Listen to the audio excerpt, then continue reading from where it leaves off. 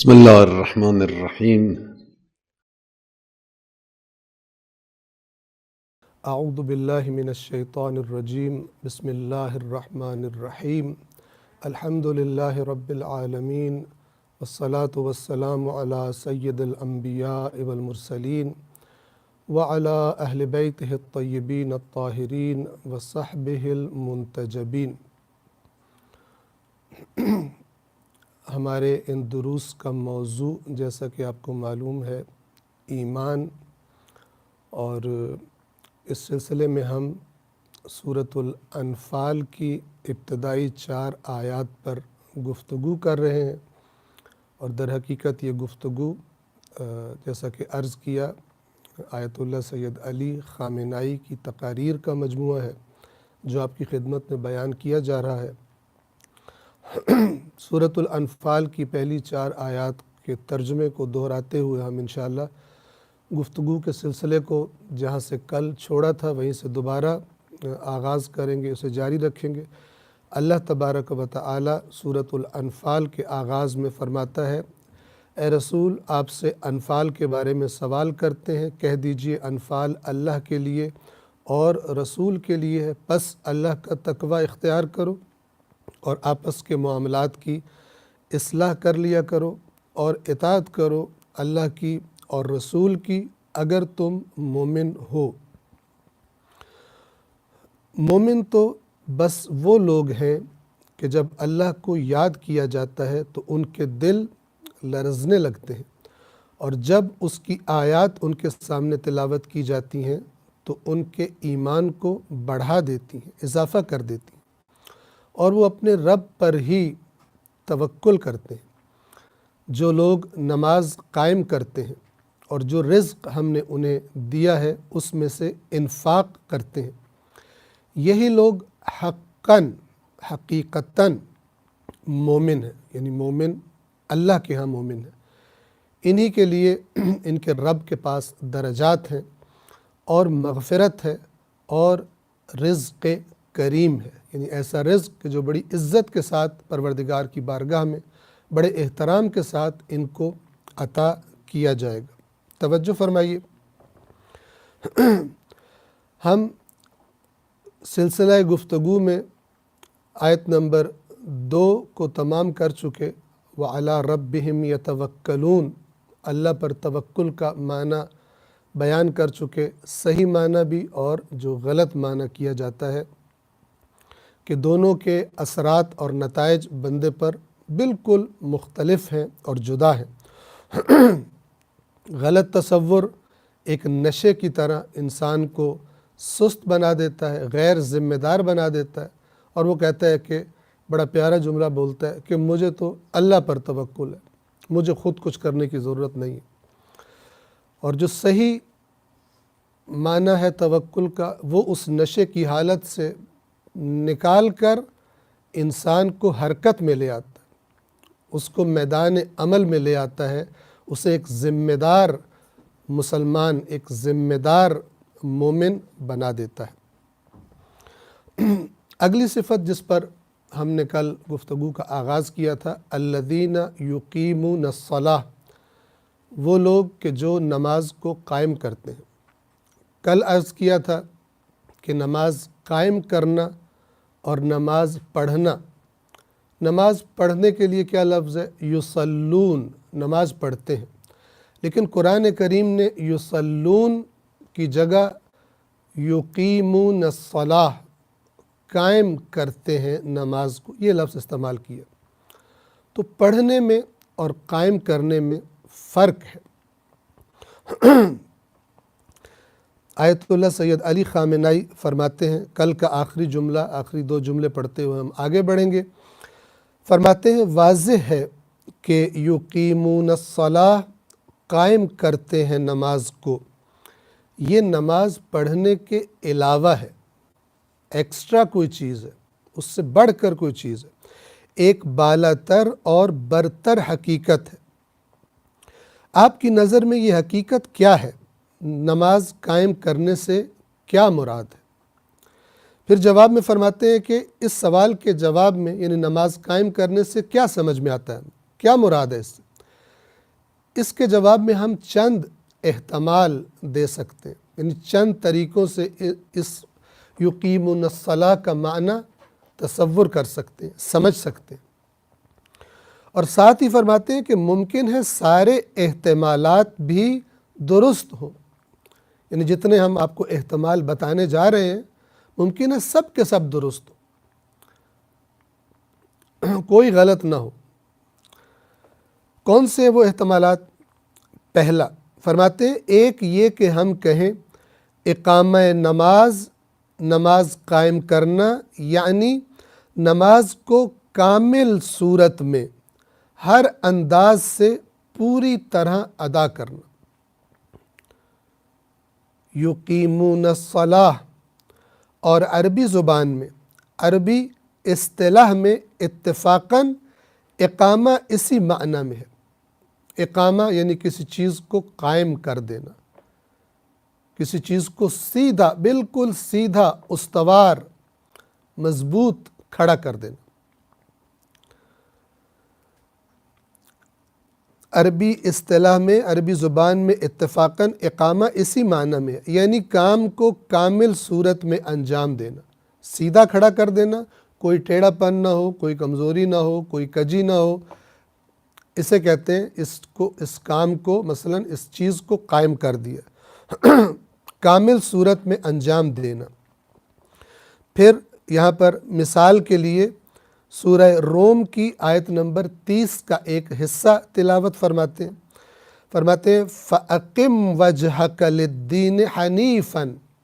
فَأَقِمْ واحد کا لفظ ہے، تو قائم کر، اقیمو تم قائم کرو، جمع ہے، اقم واحد ہے، فَأَقِمْ پس تو قائم کر دے، وجہک اپنے چہرے کو، اور چہرہ علامت پورے وجود، جب انسان کا رخ ہوتا ہے پورا وجود اس کا اسی طرف ہوتا ہے، چہرے کے رخ کے تابع ہوتا ہے۔ اپنے چہرے کو، اپنی توجہ کو قائم کر دے، للدین حنیفاً، دین کی طرف، حنیفاً یعنی ہر باطل سے بیزار ہو کر۔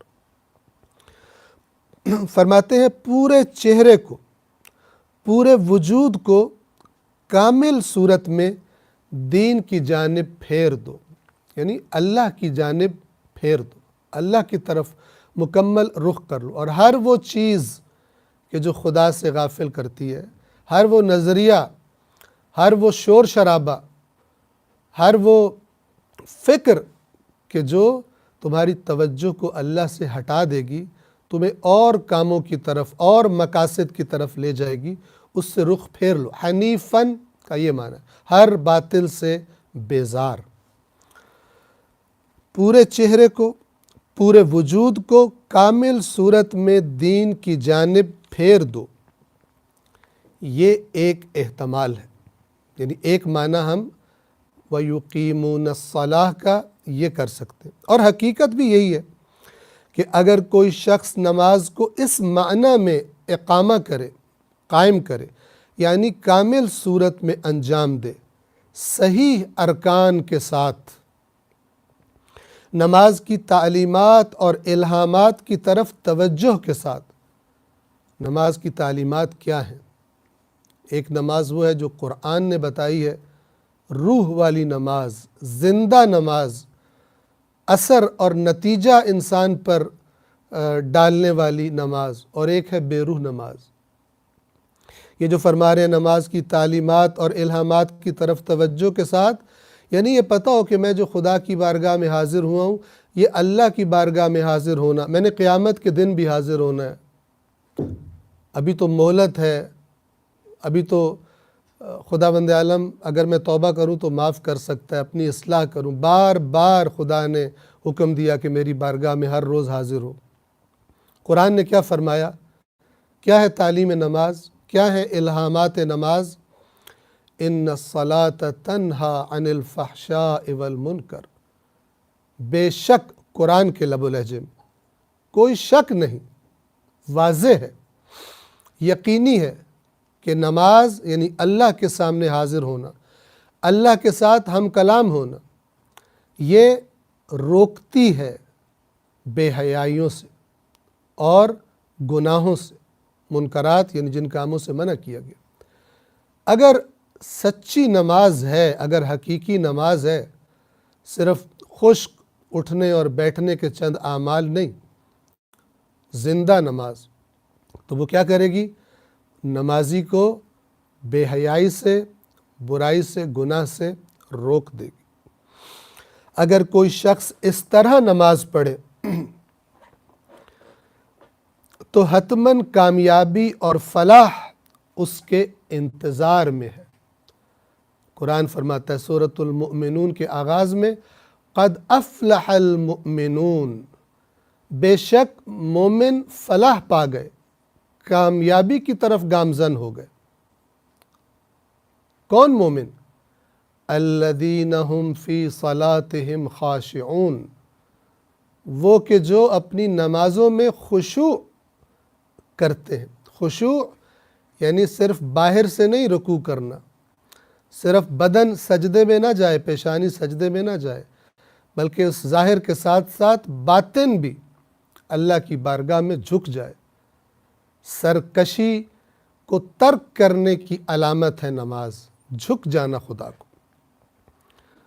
اور میں اشارہ کر دوں کہ غلط تصور کیا ہے کہ میں باہر سرکشیاں کر کے آؤں، جب میں نماز پڑھوں گا تو وہ خود بخود معاف ہو جائیں گی، پھر جاؤں اپنی دکان پر، اپنی نوکری پر، پھر وہاں پر بے ایمانی کروں، پھر وہاں پہ جھوٹ اور دھوکے کا سہارا لوں، پھر نماز پڑھوں، نماز معاف کرا دے گی۔ الٹ کر دیا، خطرناک تحریف، پھر اس نماز کو بھی نشہ بنا دیا کہ ظلم کرو، کرپشن کرو، بے ایمانی کرو، جھوٹ بولو، دغا بازی کرو، پھر نماز پڑھ لو اور نماز سے سارے گناہ معاف ہو جاتے ہیں۔ یہ نماز نہیں ہے۔ کون سی نماز سے گناہ معاف ہوتے ہیں؟ الذین هم فی صلاتہم خاشعون، وہ کہ جن کی نماز نے ان کو جھکا دیا ہے، ان کے بدن کو بھی اور ان کی روح کو بھی، ان کے قلب کو بھی، ان کی افکار کو بھی اللہ کے سامنے جھکا دیا ہے۔ کیسے وہ سرکشی کریں؟ اللہ کے سامنے حاضر ہو کر پھر باہر جائیں اور پھر پتہ ہے دوبارہ بھی مجھے اللہ کی بارگاہ میں آنا ہے، کیسے اس درمیان کے وقفے میں سرکشی کریں گے، اللہ کی نافرمانیاں کریں گے؟ یہاں پر ایک نکتہ، ایک جملہ آپ کی خدمت میں عرض کرتا چلوں، اس کتاب سے ہٹ کر بات کر رہا ہوں لیکن اسی سے مربوط ہے، اسی لیے ذہن میں آتا ہے ایسی باتیں، ایسے نکات، کہ جب دین کی تحریف کر دی جائے، یعنی کسی بھی چیز کو، چاہے وہ صبر ہو، چاہے وہ توکل کا معنی ہو، چاہے وہ نماز کا تصور ہمارے ذہنوں میں، چاہے حج کا، چاہے عمرے کا، مثلا زیارات کا، اگر صحیح تصور ہمارے ذہنوں میں نہ ہو اور غلط تصور ہمارے ذہنوں میں ڈال دیا جائے تو اس سے بڑی خطرناک چیز کوئی نہیں۔ عبادات یعنی اللہ کے ساتھ رابطہ، اللہ کے آگے جھکنے کی علامت ہے۔ یہ کس لیے؟ یہ انسان کی اصلاح اور تربیت کے لیے ہے کہ تو صرف مسجد میں نہیں جھک رہا، تو صرف جانماز پہ کھڑے ہو کر تجھے نہیں جھکنا، اب جب تو نے باہر جانا ہے تو بھی خدا کو جھکے رہنا ہے، اس کی اطاعت کے ذریعے سے اور اس کی نافرمانی کے ہر عمل کو ترک کر کے تو نے بتانا ہے کہ تو جھک گیا۔ یہ نماز، ایسے نمازی کیسا معاشرہ قائم کر دیں گے؟ ایسے حاجی، ایسے عمرہ کرنے والے، ایسے زیارات پہ جانے والے، یہ سب انسان کی تربیت کے لیے، اور اگر تربیت کے پہلو کو آپ نکال دیں تو پھر کچھ لوگ کیا سمجھتے ہیں کہ اگر میں سارا سال بھی حرام کمائی کرتا رہوں، لوگوں کے حقوق پر ڈاکہ ڈالتا رہوں، اس کے بعد میں عمرہ کر لوں، اس کے بعد میں حج کر لوں، میں مثلا فلان نماز میں نے پڑھا ہے کہ اس نماز پڑھنے سے سارے گناہ معاف ہو جاتے ہیں اور اس نماز پڑھنے سے یوں کر کے جنت مل جاتی ہے، تو یہ نماز، یہ عمرے کا تصور، یہ حج کا تصور، یہ زیارت کا تصور، میں زیارت پہ جاؤں گا میرے سارے گناہ معاف ہو جائیں گے، یہ تصور بجائے اس کی اصلاح کرنے کے اور گناہ کی جرأت اس میں پیدا کر دے گا۔ اور ایسے لوگوں کو دیکھنے والے، وہ جو غیر ہیں، جو اس دین سے تعلق نہیں رکھتے وہ اس دین سے نفرت کریں گے کہ جو دین اپنے ماننے والوں سے کہتا ہے کہ تمہیں بے ایمانیوں کی اجازت ہے، ہم سب معاف کر دیں گے، بس یہ چند اعمال انجام دے لو۔ یہ تحریف ہے۔ صبر کے معنی میں بھی تحریف ہو سکتی ہے، توکل کے معنی میں بھی تحریف ہے، نماز کے تصور میں بھی تحریف ہو سکتی ہے، ہوتی ہے۔ اسی طرح دیگر عبادات کے۔ روزہ کس لیے؟ لعلکم تتقون، تاکہ تم صاحب تقوی بنو۔ روزہ اس لیے ہے کہ تمہیں خود کو کنٹرول کرنے کی عادت پڑے، اس لیے روزہ واجب کیا گیا۔ اس لیے نہیں کہ 30 دن صبح سے شام تک بھوکے پیاسے رہ کر اور عید کے دن، بلکہ شب عید چاند کے اعلان کے ساتھ ہی دوبارہ سے خدا نخواستہ اللہ کی نافرمانیوں کا سلسلہ شروع کر دو، بری محفلیں، گندی محفلیں، بے حیائی کے کام، ناچ گانے دوبارہ شروع کر دو،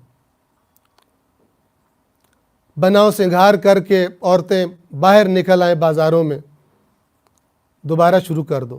نماز، ماہ رمضان کے روزے بھی رکھے، نمازیں بھی پڑھی، اس لیے نہیں ہے۔ جب روح نکل جائے گی ان چیزوں سے اور غلط تصور ہمارے ذہنوں میں ڈال دیا جائے گا، اور جن کی ذمہ داری ہے بتانا، وہ صحیح روح کے ساتھ تصور ان چیزوں کا، دین کی ان باتوں کا تصور نہیں بتائیں گے لوگوں کو، پھر یہ معاشرہ وجود میں آئے گا جو آپ دیکھ رہے ہیں کہ ہر طرح کی خرابی بھی ہو رہی ہے معاشرے میں، اور قوم سمجھ رہی ہے ہم تو اللہ والے لوگ ہیں، ہم تو رسول اللہ کے دیوانے ہیں، ہم تو اہل بیت سے محبت کرنے والے ہیں۔ جس نے جو چیز پکڑی ہوئی ہے خوش ہے اس پر۔ کل حزب بما لدیہم فرحون، ہر روح جو کچھ اس کے پاس ہے اس پہ خوش ہے، جبکہ جو اللہ نے کہا تھا وہ اس کے پاس نہیں ہے۔ اور وہ کہاں سے ملتا ہے؟ وہ قرآن سے ملتا ہے، خالص شفاف قرآن، نہ کوئی تکلف کرتا ہے، نہ کسی سے ڈر کے بات کرتا ہے، نہ کسی لالچ میں بات کرتا ہے، صاف صاف بات کرتا ہے۔ اور جو قرآن میں وعدہ کیا گیا ہے وہ اللہ تبارک و تعالی حق کر کے دکھائے گا۔ ان اللہ لا یخلف المیعاد، بے شک اللہ اپنے وعدے کے خلاف نہیں کرتا۔ جو اس نے قرآن میں جن کاموں پر جو وعدے کیے ہیں پورے کر کے چھوڑے گا، پورے کر کے دکھائے گا۔ بس یہ معنی ہے۔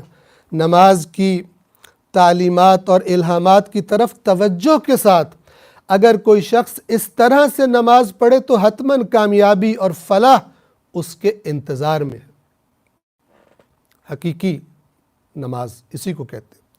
یقیمون الصلاۃ، نماز قائم کرتے ہیں، اسی کو کہتے ہیں۔ سورۃ الماعون میں اسی بے روح نماز، اسی غفلت سے بھری ہوئی نماز کے بارے میں خبردار کیا، فرمایا فویل للمصلین، ہلاکت ہے، بربادی ہے، تباہی ہے نمازیوں کے لیے۔ کون سے نمازی؟ کوئی غلط تصور کے ساتھ نماز پڑھنے والے، ایک ظاہری عبادت کہ جس کا باطن اور روح پر کوئی اثر نہیں ہے، زندگی کی روٹین پر جس کا کوئی اثر نہیں ہے، وہ نماز پڑھنے والے۔ اور ڈھکوسلا کیا دیا گیا ہے کہ اس طرح سے گناہ معاف ہو جائیں گے۔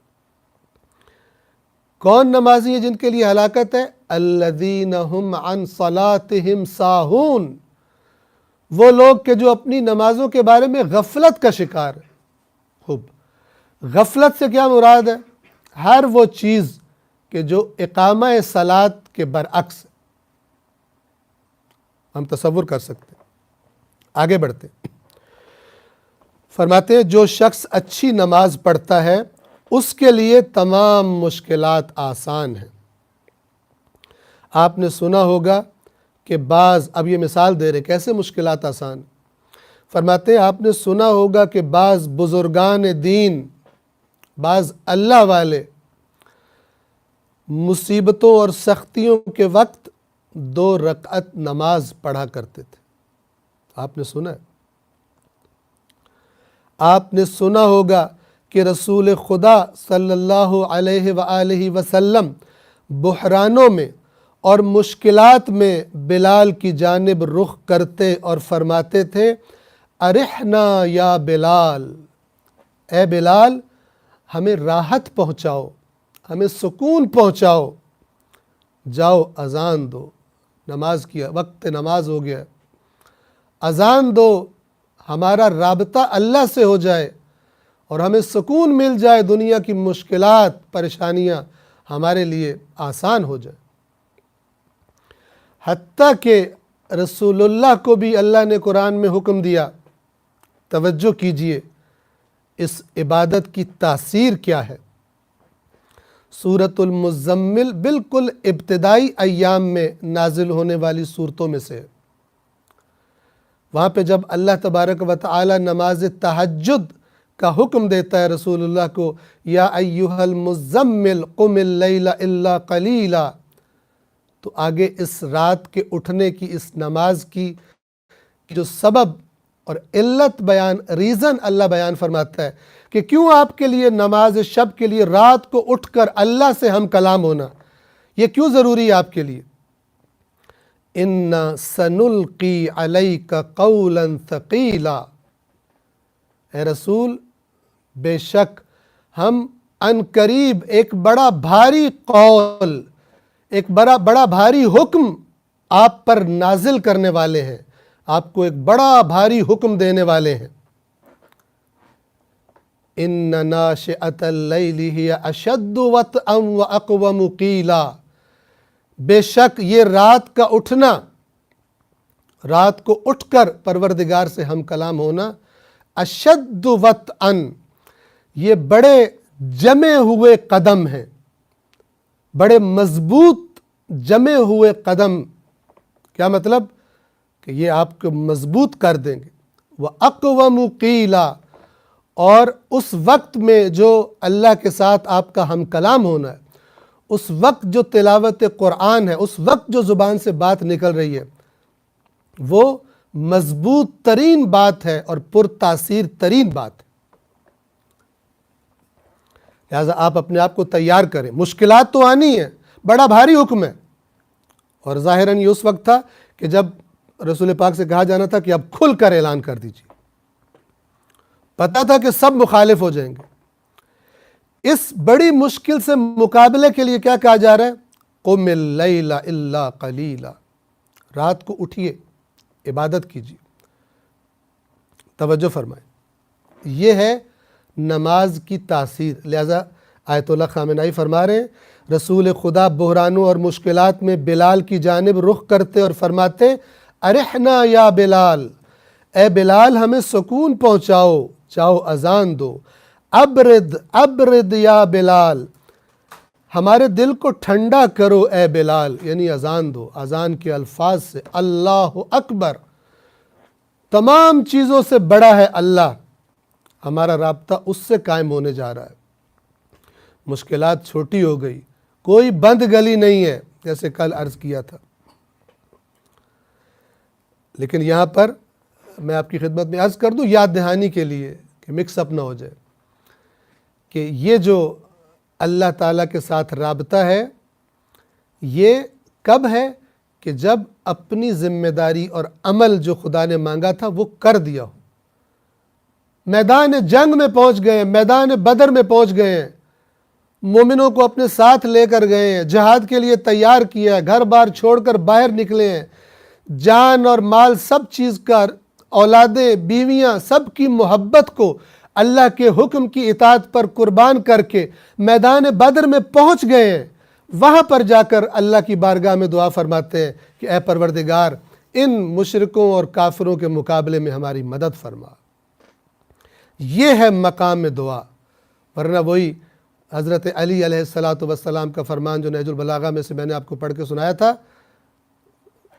موجود ہے نہج البلاغہ میں کلمات قصار میں، فرماتے ہیں بغیر عمل کے دعا مانگنے والا ایسا ہی ہے جیسے بغیر کمان کے تیر چلانے والا۔ بہترین مثال ہے تصور کرنے کے لیے کہ کیا سمجھانا چاہتے ہیں۔ واقعاً اگر کوئی نماز کو قائم کرے توجہ کے ساتھ، خضوع کے ساتھ، خشوع کے ساتھ، خضوع اور خشوع عام طور پر ایک ہی معنی کیا جاتا ہے، جھک جانا، لیکن اگر ان کو ہم الگ الگ کریں اس معنی کو تو خضوع یعنی ظاہری جھکنا اور خشوع یعنی اندر کا جھک جانا. ہو سکتا ہے کوئی باہر سے جھک رہا ہو، لوگ سمجھ رہے ہو جھک گیا اللہ کو، لیکن اس کا دل نہ جھکا ہو، اندر سے دکھا رہا ہو لوگوں کو لیکن اندر سے خدا کو نہیں جھکا. آتا ہے لوگوں کے سامنے نماز پڑھتا ہے لیکن جب تنہا ہوتا ہے تو سرکشی کرتا ہے، اللہ کا نافرمان ہے. بس خضوع یاد رکھیے یعنی باہر سے ظاہری جھکنا، اور خشوع یعنی اندر سے جھک جانا. خضوع کے ساتھ، خشوع کے ساتھ، کیف و سرور کے ساتھ یعنی لذت محسوس کرتا ہے اپنی نماز میں. جو کچھ کر رہا ہے اور جو کچھ بول رہا ہے، یعنی نماز کے دوران جو الفاظ اس کے منہ سے نکل رہے ہیں، کس سے بات کر رہا ہے؟ اللہ سے ہم کلام ہے.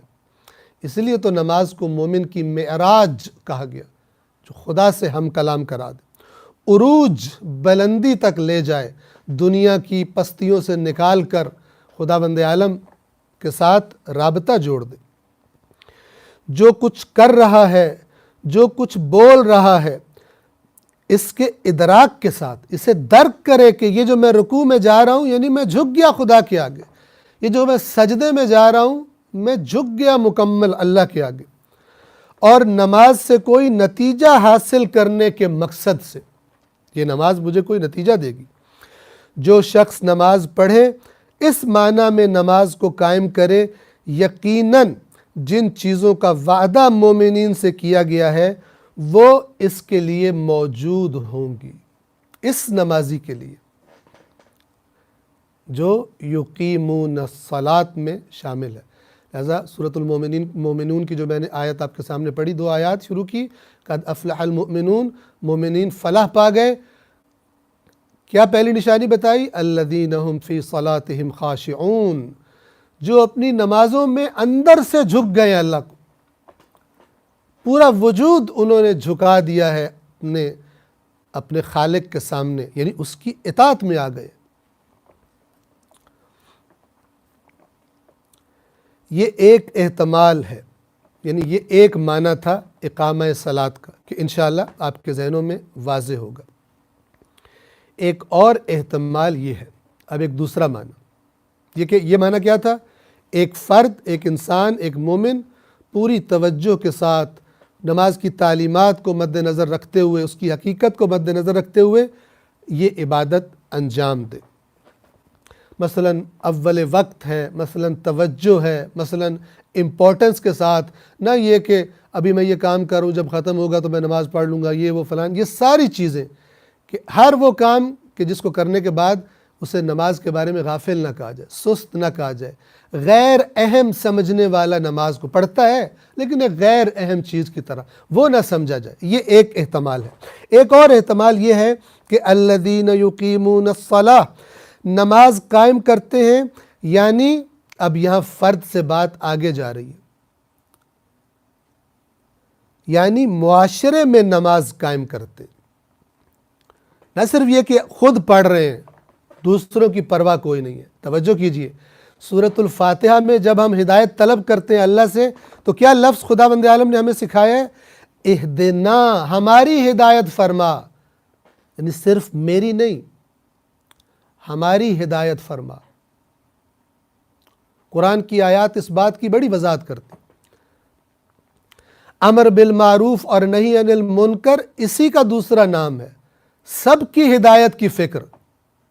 اور آج کل دین اسلام کا غلط تصور، اس کی تعلیمات کا غلط تصور جن کے ذہن میں ڈال دیا گیا ہے، ان کے منہ سے کیا جملہ نکلتا ہے؟ او بھائی ہم خود ہی بچ جائیں تو بڑی بات ہے، ہم دوسروں کے لیے کیا کر سکتے ہیں. یہ وہی سست اور وہی غلط دین کے نام پر دین کی تعلیمات کو غلط تحریف کر کے ان کو بتایا گیا. اب یہ قیامت کے دن کہیں گے یا اللہ ہمیں تو ہمارے علماء نے مثلا یہ بتایا تھا، جو ہمارے سامنے مثلا آگے تقریر کرتے تھے، اللہ قبول کر لے گا؟ نہیں. اللہ جواب میں فرما دے گا، ہو سکتا ہے کہ میں نے قرآن میں بتایا تھا کہ تم سے پہلے یہودیوں اور عیسائیوں نے اپنے علماء کو اپنا رب بنا لیا تھا، یعنی جیسے رب کی بات ماننی ہوتی ہے، جب پتہ چل جائے رب نے کہہ دیے، اس طرح ان کی بات مانتے تھے، یہ نہیں دیکھنے کی کوشش کرتے تھے کہ رب نے کیا کہا ہے۔ اور تمہارے پاس تمہارے رب کی بات موجود تھی قرآن کی شکل میں، تم بھی انہی کے نقش قدم پر چلے جنہوں نے آنکھیں بند کر کے ہر بات اپنے علماء کی ماننی شروع کر دی، اور وہ علماء خود دنیا پرست ہو گئے تھے، انہوں نے خود دین میں تحریف کر دی تھی۔ قرآن بھرا پڑا ہے اس داستان سے۔ تم نے قرآن نہیں پڑھا، تم اگر یہ آیت پڑھتے تمہیں چونکا دیتی کہ کیا مطلب ہے اس کا علماء کو رب بنا لینا۔ اس کا مطلب یہ نہیں ہے کہ یہودی اور عیسائی اپنے علماء کو سجدے کرتے تھے اور ان کے آگے باتیں کرتے تھے، ایسا نہیں تھا، بلکہ جو اطاعت جس طرح رب کی اطاعت کرنی چاہیے جب پتہ چل جائے اس طرح ادھر اطاعت کرتے تھے۔ یہ قابل قبول نہیں ہے قیامت کے دن، اور اسی لیے اللہ کا نبی قیامت کے دن شکایت کرے گا، اے پروردگار میری قوم نے اس تیرے قرآن کو چھوڑ دیا تھا۔ یہ عذر قبول نہیں کیا جائے گا، ہمیں تو اسی طرح بتایا تھا، ہم نے تو بچپن سے یہی سنا تھا۔ اللہ کہے گا دنیا سیکھنے کے لیے تو تم بڑے تیز تھے، بڑے ریسرچ کرتے تھے اپنے کاروبار کے لیے، اپنی دکان کے لیے، اپنی جاب کے لیے، بہت ساری نئی اپ ڈیٹس اپنے شعبے کی تم چاہتے تھے، تمہیں پتہ ہو، تم سبقت لے جانا چاہتے تھے، تم ترقی کرنا چاہتے تھے، بڑے باریک بین تھے، اڑتی چڑیا کے پر گن لیتے تھے دنیا کے معاملات میں، لیکن دین کے معاملے میں تم اتنے غیر سنجیدہ تھے کہ تم نے میری کتاب نہیں پڑھی، تم نے قرآن کو نہیں پڑھا۔ کیا جواب دیں گے؟ یہ شکایت تو ہونی ہے، کیونکہ قرآن نے لکھ دیا قیامت کے دن، اور کرنے والا کون ہے؟ اللہ کا رسول صلی اللہ علیہ وآلہ وسلم۔ توجہ فرمائیں، عرض کر رہا تھا کہ اہدنا جو ہم نماز میں کہتے ہیں، ہماری ہدایت فرما، یعنی اپنی میں سے باہر نکلو، اپنی فکر نہیں کرو۔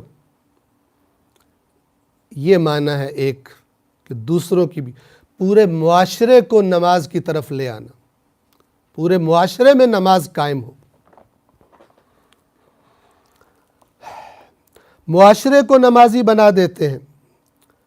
فرماتے ہیں بعض لوگ اسی میں خوش ہیں کہ خود نماز پڑھتے ہیں، دن رات میں 17 رکعت کی جگہ 51 رکعت نماز پڑھتے ہیں، مثلا سارے نوافل بھی پڑھتے ہیں، سنتیں پڑھتے ہیں، تہجد پڑھتے ہیں، حتیٰ کہ دوسری مستحب نمازوں کے علاوہ، ان کے علاوہ بھی مستحب نمازیں پڑھ لیتے ہیں۔ اگر کہا جائے کہ جناب، یعنی اس قسم کے نمازیوں کو اگر کہا جائے جناب لوگ جوک در جوک دین سے روگرداں ہو رہے ہیں، انہیں کوئی فکر نہیں ہوتی، انہوں نے اپنی قبر میں جانا ہے، ہم نے اپنی قبر میں جانا ہے، ہم تو عبادت گزار ہیں، ہم تو نمازی ہیں، ہم کیا کریں؟ وہی رہبانیت والا مسئلہ، نہ تقوی۔ یہ تقوی نہیں ہے، شروع میں تقوی کا معنی بیان کر دیا تھا۔ تقوی یعنی اہدنا، اگر میں غرق ہونے سے بچ رہا ہوں، میرا بھائی کیوں غرق ہو، میرا بچہ کیوں غرق ہو، میری بیوی کیوں غرق ہو، میرا شوہر کیوں غرق ہو؟ تڑپ رکھتے ہیں دوسروں کی۔ یہ تصور ہے، خالص اسلامی تصور۔ اللہ تعالیٰ فرماتا ہے مومن مرد اور مومن عورتیں بعضهم اولیاء بعض، یہ ایک دوسرے کے اولیاء ہیں، ایک دوسرے کے خیرخواہ ہیں، ایک دوسرے سے جڑے ہوئے ہیں، ان کے مفادات، ان کے نقصانات، یہ جڑے ہوئے ہیں آپس میں۔ یہ لوگ کیا کہتے ہیں؟ ان سے کہا جاتا ہے معاشرے میں دیکھو لوگ تو دین سے نکل رہے ہیں، نوجوان نسل کو دین سے بیزار کیا جا رہا ہے، معاشرے میں بے دینی پھیل رہی ہے، دوسروں کے نظریات ہمارے معاشرے میں زیادہ فالو کیے جا رہے ہیں، اللہ اور اس کے رسول کی بات کو فالو نہیں کیا جا رہا ہے۔ یہ کیا کہتے ہیں؟ انہیں کوئی فکر ہی نہیں۔ اور سعدی جو مشہور شاعر ہیں، اور ان کا شعر جو شروع میں آیت اللہ خامنائی نے پہلی تقریر کے آغاز میں بتایا تھا، اسی کا ایک جملہ دوبارہ، ایک مصرع دوبارہ یہاں پر نقل کرتے ہیں۔ فرماتے ہیں کہ گفت ان گلیم خویش را بے درمی برد ز موج، یہ وہ طبقہ ہے کہ یہ اپنی چادر کو طوفان سے بچانا چاہتا ہے، اپنے آپ کو غرق ہونے سے بچانا چاہتا ہے۔ وَأَنْ جُهْدْ کُنَد کہ بے گیرت غریق را، اور وہ جو عالم اسلامی ہے، وہ جو متقی ہے، وہ اس کوشش میں ہے کہ غرق ہونے والوں کو بھی بچائے، نہ صرف یہ کہ خود اپنے آپ کو بچائے۔ رہبانیت اور تقوی کا فرق، ہم میں سے بہت سارے لوگ ہو سکتا ہے تقوی سمجھتے ہو اپنی رہبانیت کو، جو حقیقت میں رہبانیت ہے اس کو تقوی سمجھتے ہو۔ معاشرے میں کیا ہو رہا ہے، نوجوان نسل کو کس طرح گمراہ کیا جا رہا ہے، دین سے دور کیا جا رہا ہے، اسے پرواہ کوئی نہیں۔ یہ اپنی تسبیح پہ تسبیح نکالے جا رہا ہے، سر پہ مثلا ٹوپی رکھی ہوئی ہے اور ظاہری لباس بالکل حلیہ، بڑے متقیوں والا سو کالڈ متقی وہ حلیہ ہے، لیکن وہ قرآن کا متقی نہیں ہے، اسے کسی دوسرے کی پرواہ نہیں۔ ہم کیا کریں؟ ٹینشن لینے کو تیار نہیں۔ رسول اللہ کی سیرت اسوہ حسنہ ہے، جو ٹینشن لیتے تھے لوگوں کی گمراہی کی، معاشرے کی اصلاح کی فکر میں رہتے تھے۔ توجہ فرمائیں، یعنی وہ طوفانی موج سے صرف خود کو بچاتا ہے۔ بعض لوگ ایسے ہیں جو کہتے ہیں بھائی ہم خود کو ہی بچا لیں، یہی بہت بڑی بات ہے، بہت بڑا کام ہے، دوسروں تک نہیں پہنچ سکتے۔ یہ ایسی باتیں کرتے ہیں، ہماری کیا حیثیت ہے، ہم کیا کر لیں گے۔ ویسے مثلا جب تقریر سنتے ہیں، کوئی خطیب یہ بیان کرتا ہے، صحیح ہے واقعہ یا غلط خدا بہتر جانے، لیکن یہ واقعہ بیان کیا جاتا ہے، اور وہ کیا ہے کہ جب حضرت ابراہیم کے لیے آگ جلائی گئی اور ان کو آگ میں پھینکا جا رہا تھا، تو ایک پرندہ اپنی چونچ میں تھوڑا سا پانی لے کر جا رہا تھا، تو کسی نے پوچھا کہ کدھر جا رہے ہو؟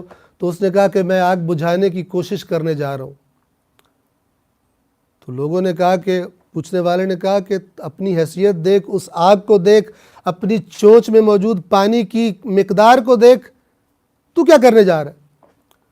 تو اس نے جواب دیا کہ میں جو کر سکتا ہوں وہ تو کروں گا، میں یہی کر سکتا ہوں، اس سے بڑھ کر میں کر نہیں سکتا۔ اللہ بھی یہی مانگتا ہے، جو تم کر سکتے ہو کرو، ان میں شامل نہ ہو جو نہیں کرتے، سست گھروں میں بیٹھ جاتے۔ آپ تاریخ اسلام میں دیکھ لیجئے، ظالموں نے جب بھی حق کے علم برداروں کو قتل کیا، کربلا کو دیکھ لیجئے، اس وجہ سے نہیں کہ صرف وہ مجرم نہیں تھے کہ جو آ گئے تھے مارنے کے لیے ان کو، وہ بھی مجرم تھے کہ جو نہیں آئے، پکار نہیں سنی اپنی ذمہ۔ اگر وہ بھی میدان میں ہوتے تو کیسے جرأت ہوتی ان کو قتل کرنے کی اور شہید کرنے کی، کہاں سے طاقت آتی ان میں کہ امام حسین علیہ السلام اور ان کی اولاد و اصحاب کو شہید کر دیتے، اہل بیت رسول کو شہید کر دیتے۔ انہی کہ ہم خود کیا کر سکتے ہیں، ہم کیسے یزید کا مقابلہ کر سکتے ہیں، ہم فلان آج کل کے دور میں ہم بھلا کیسے اتنی بڑی طاقت کا مقابلہ کر سکتے ہیں، بس تسبیح نکالو، نمازیں پڑھی جاؤ، ہم اپنے آپ کو بچائیں، اپنی مغفرت کریں، ہمیں کیا۔ یہ دین نہیں ہے، یہ دین کے نام پر کچھ اور ہے۔ قرآن کا دین یہ نہیں ہے۔ آپ قرآن پڑھیے، باقی سب چیزوں سے کٹ کے ایک دفعہ شروع سے آخر تک قرآن پڑھیے، آپ کو میدان لگے گا، میدان عمل قرآن کا، جس میں اللہ کمانڈ کر رہا ہے اور اللہ کا نمائندہ اپنے ساتھیوں کے ساتھ جو حکم آتا ہے اس کی اطاعت کے لیے سر بکف ہے۔ نہیں دیکھتا کہ سامنے والے کمزور ہیں یا طاقتور ہیں، دشمنان دین میدان میں کود پڑتا ہے بے پرواہ ہو کر اس سے کہ کیا ہونے جا رہا ہے میرے ساتھ اور میرے ساتھیوں کے ساتھ، صرف اس بات کی پرواہ ہے کہ جو اللہ نے کہا ہے وہ کرنا ہے۔ لیکن یہ اللہ کا کہا، صحیح اللہ کا کہا کہاں سے پتہ چلے گا؟ اس کو جس نے قرآن پڑھا ہے۔ پھر عرض کر رہا ہوں، ورنہ قیامت کے دن الٹے سیدھے عذر اور لیم ایکسکیوزز کام آنے والی نہیں ہے۔ فرماتے ہیں یہ لوگ کہتے ہیں ہم خود ہی کو بچا لیں، یہی بہت بڑی بات ہے، بہت بڑا کام ہے، دوسروں تک نہیں پہنچ سکتے۔ لیکن اب فرماتے ہیں جو عمل ایمان کی علامت ہے وہ یہ عمل نہیں ہے، وہ حقیقی ایمان کی جو علامت ہے، جو عمل، وہ یہ عمل نہیں ہے۔ جو شخص اچھی نماز پڑھتا ہو لیکن خود ہی پڑھتا ہو، دوسروں سے اسے کوئی مطلب نہ ہو، یہ درست نہیں ہے، یہ ٹھیک نہیں ہے، یعنی یہ کامل نہیں ہے۔ ایک شخص نے، ایک گروہ نے ایک نظام بنا دیا، نظام تعلیم، کہ جو انسانوں کو صرف اس دنیا کے لیے تیار کرتا ہے۔ اب یہ اپنے بچے کو اس نظام تعلیم میں خود بھیجتا ہے بڑے شوق کے ساتھ کہ دنیا کا مستقبل روشن ہو جائے۔ خوب، مسئلہ نہیں ہے، لیکن جو نظام تعلیم بنانے والوں کے ذہن میں یہی تھا کہ یہی دنیا ہے، انہوں نے اسے دین کا تو نہیں بتانا۔ تو پھر یہ جو دین کی کمی ہے جو اس کی عاقبت تباہ کر دے گی، اس کمی کو پورا کرنے کے لیے بھی کچھ سوچو، اسے تعلیمات قرآن سے، روح قرآن سے آگاہ کرنے کے لیے بھی کچھ سوچو۔ خود ہی گھر میں بیٹھ جاؤ، قرآن لے کر اللہ کی آیات کو اپنے بچوں کے ساتھ ڈسکس کرو، بجائے دیگر بیہودہ دنیا داری کے موضوعات کے ساتھ۔ دنیا کی چیزوں پر فخر کرنے اور دنیا میں آگے بڑھ جانے کی باتیں کرنے کی جگہ کچھ دیر قرآن کی بات بھی کر لو۔ اپنے گھر میں بچوں کے ساتھ کچھ ٹائم اس لیے بھی دے لو۔ وکیل، آپ کوئی کیس ہو گیا، آپ عدالت میں جاتے ہیں، آپ چیک کرتے ہیں کون سا وکیل اچھا ہے، جو بھی آپ کی مالی طاقت جتنی ہے اس کے مطابق آپ دیکھتے ہیں کون سا اچھا وکیل ہے۔ کیوں؟ جتنا ماہر ہوگا اتنا آپ کو یقین ہوگا یہ میرا کیس صحیح لڑے گا۔ اللہ پر توکل یقین کے ساتھ ہے، وہی توکل کرتا ہے خدا پر کہ خدا تو نے کہا تھا پڑھ قرآن کو غور و فکر کر، میں کر رہا ہوں، اب میرا توکل تجھ پر ہے، مجھے یقین ہے، اس لیے میں تجھے وکیل بنا رہا ہوں، تیری ذات پر یقین ہے، تو میری ہدایت کرے گا۔ کون ہے جو اللہ سے زیادہ قدرت رکھتا ہے؟ جو اس پر توکل کرے۔ وَكَفَى بِاللَّهِ وَكِيلًا، اور اللہ کافی ہے وکیل، اپنے بندوں کا وکیل ہونے کے لیے۔ رسول اللہ سے فرمایا وَمَا أَنْتَ عَلَيْهِمْ بِوَكِيلٍ، یہ ہم نے کتاب نازل کی، اِنَّا أَنزَلْنَا عَلَيْكَ الْكِتَابَ بِالْحَقِّ لِلنَّاسِ بِالْحَقِّ، ہم نے یقیناً یہ کتاب ہے رسول آپ پر نازل کی ہے لوگوں کے لیے، برحق نازل کی ہے۔ فَمَنِ اهْتَدَىٰ فَلِنَفْسِهِ، جو اس کتاب کی ہدایت کو لے لے تو اس نے اپنے ہی فائدے کے لیے لی۔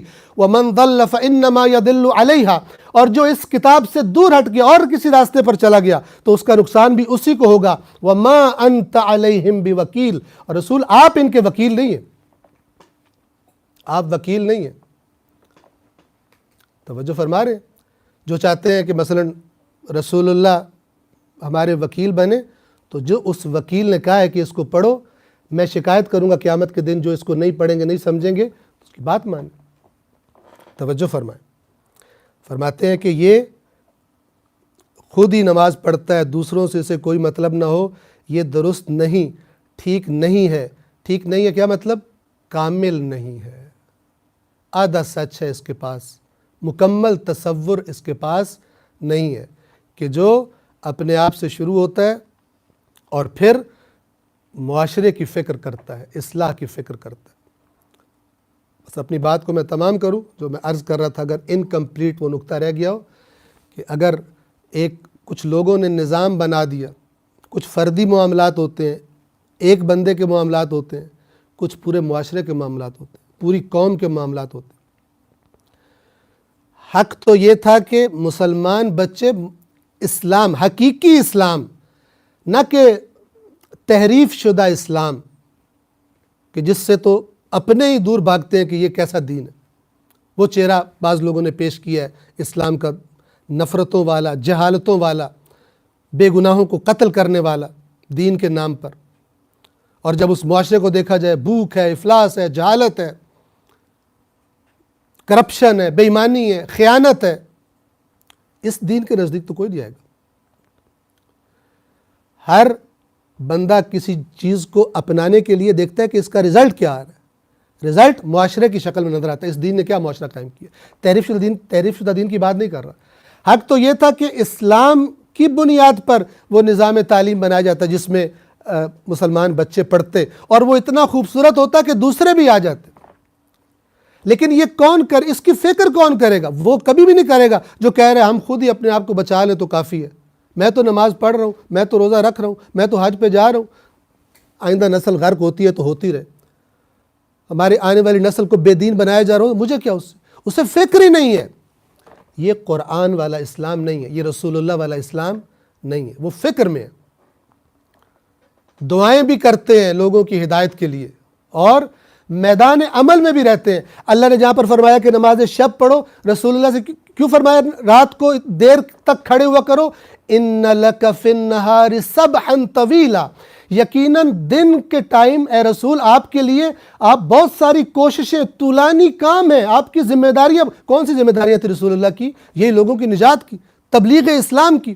کبھی اس کے پاس جا رہے ہیں، کبھی اس کے پاس جا رہے ہیں، کبھی اس گروہ کو جمع کر رہے ہیں، آیات خدا پڑھ کے سنا رہے ہیں. یعنی یہ بھی دین کا سارا دن آپ کو خدا کا کام کرنا ہے. رات کو اللہ کی عبادت کیجیے. اب کچھ لوگ کہیں کہ ہم عبادتیں کریں گے، دعائیں مانگیں گے، کریں گے کچھ نہیں. فلان شخص مسلمانوں پہ ظلم کر رہا ہے، فلان حکومت، یا اللہ ان کا بیڑا غرق کر دے. یہ ہو گیا، یا اللہ ان کی توفیقات میں اضافہ کر دے. کرنا کیا ہے؟ یا اللہ سارے ننگوں کو لباس پہنا دے. تم نے کیا کرنا ہے؟ یا اللہ ہر بھوکے کو کھانا کھلا دے. تم نے کیا کرنا ہے؟ یا اللہ ہر جس پر قرض ہے اس کا قرض اتار دے. تم نے کیا کرنا ہے؟ بقول اقبال کے خدائے لم یزل کا دست قدرت تو زباں تو ہے. خدائے لم یزل یعنی وہ خدا جو ہمیشہ سے ہے، ہمیشہ رہے گا. زمین پر اس کا خلیفہ، اس کا دست قدرت، اس کی زباں. تیری زبان سے لوگوں کو خدا کا پیغام پہنچنا ہے. خدا یہ چاہتا ہے. وَمَنْ أَحْسَنُ قَوْلًا مِّمَّنْ دَعَا إِلَى اللَّهِ، اس سے خوبصورت بات کس کی ہوگی کہ جو لوگوں کو اللہ کی طرف دعوت دیتا ہے. خدا قرآن کہہ رہا ہے سب سے خوبصورت بات لوگوں کو دعوت دینا ہے. میں اور آپ دیتے ہیں دعوت لوگوں کو اللہ کی طرف؟ قرآنی کانسیپٹس توجہ فرما رہے ہیں. تو دعائیں بھی اپنی جگہ پر اور عمل بھی اپنی جگہ پر. جو صرف اپنے عمل پہ اعتماد کرے، خدا سے جڑا ہوا نہ ہو، یہ بھی مومن نہیں ہے. اور جو کہے کہ سارا کچھ خدا نے کرنا ہے، میں نے صرف دعا کرنی ہے، یہ بنی اسرائیل کے مزاج کا ہے کہ حضرت موسیٰ اور اللہ جاؤ جا کے لڑو، ہم یہاں پہ بیٹھے ہوئے. تمام کرتا ہوں بات کو. حقیقی تصور اسلام قرآن کے علاوہ ممکن ہی نہیں ہے. السلام علیکم ورحمۃ اللہ وبرکاتہ.